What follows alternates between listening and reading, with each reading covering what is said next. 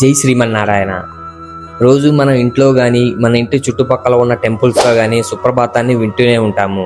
కానీ మనలో చాలా మందికి ఈ సుప్రభాతంలో ఉన్న శ్లోకాలన్నిటికీ అర్థం తెలియదు. ఈరోజు మనం మొదటి శ్లోకం గురించి తెలుసుకుందాం.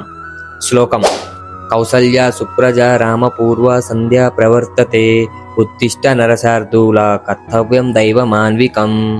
ఈ శ్లోకానికి అర్థం ఏమిటంటే, కౌసల్య సుప్రజ రామ అంటే కౌసల్యాదేవి యొక్క సత్సంతానమైన ఓ శ్రీరామ, పూర్వ సంధ్యా ప్రవర్తతే అంటే తూర్పు దిక్కున సంధ్యా సమయము సంభవించుచున్నది. నరశార్దూల అంటే ఓ పురుషోత్తమ, దైవం అహర్నికం దైవ సంబంధమైన రోజు చెయ్యదగిన పూజాది కార్యక్రమాలు. ఈ శ్లోకానికి పూర్తి అర్థం ఏమిటంటే, కౌసల్యాదేవి యొక్క సత్సంతానమైన ఓ శ్రీరామ, తూర్పు దిక్కున తెల్లవారుచున్నది, ఓ పురుషోత్తమ నిద్ర మేల్కొనుము, దైవ పూజాది కార్యక్రమాలు చేయవలసి ఉన్నది అని అర్థం.